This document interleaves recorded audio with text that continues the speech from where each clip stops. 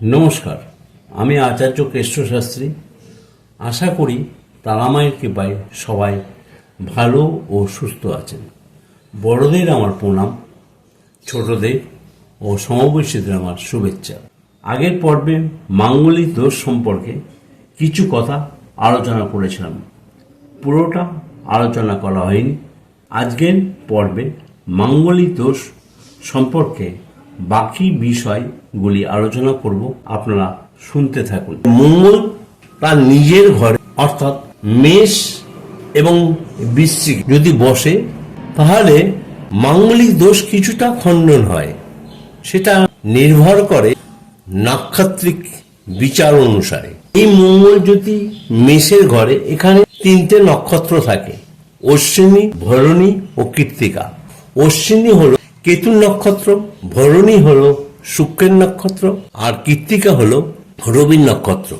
গ্রহদের মধ্যে আবার দুটো দল থাকে: রবি, চন্দ্র, মঙ্গল, বৃহস্পতি এবং কেতু, এদের একটা দল।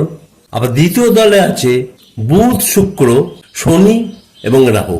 মঙ্গল যদি অশ্বিনী এবং কৃত্তিকা নক্ষত্র থাকে তাহলে শুভ ফল দেয়, কিন্তু যদি ভরণী নক্ষত্র থাকে, এই মঙ্গলটা নিজের ঘরেই থাকলো কিন্তু ভরণী নক্ষত্রে, সেক্ষেত্রে শুভ ফল দিতে পারবে না, সেখানে খণ্ডন হয় না। আবার এই মঙ্গল যদি বৃশ্চিকে বসে থাকে, তাহলে এখানে তিনটে নক্ষত্র থাকে: বিশাখা, অনুরাধা এবং জ্যেষ্ঠা। এই বিশাখা নক্ষত্র হচ্ছে বৃহস্পতির নক্ষত্র, অনুরাধা হলো শনির নক্ষত্র, আর জ্যেষ্ঠা হলো বুধের নক্ষত্র।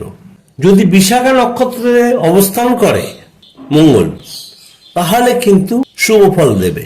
যদি অনুরাধা বা জ্যেষ্ঠা নক্ষত্রে অবস্থান করে, তাহলে কিন্তু শুভ ফল দিতে পারবে না।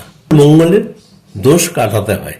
এই মাঙ্গলিক দোষ খণ্ডন বা কাটাতে গেলে ছেলে যদি হয়, তাহলে লক্ষ্মীর সাথে বিবাহের পূর্বে বিবাহ দিতে হয়, নাহলে অসত্য গাছের সঙ্গে বিবাহ দিতে হয়।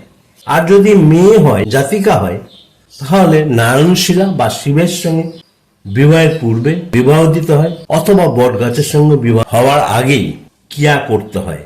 এবং মঙ্গলের প্রতিষেধক রত্ন এবং কবচ ধারণ করতে হয়। এগুলি কাটানোর পর বিবাহ দিলে বিবাহিত জীবন সুখ শান্তি লাভ করে। অভিজ্ঞ জ্যোতিষ ও তান্ত্রিক জ্যোতিষের পরামর্শ নিয়ে জটক বিচার করতে হবে। তারামায়ের কৃপায় সবাই ভালো ও সুস্থ থাকুন, এই কামনা করি। ধন্যবাদ।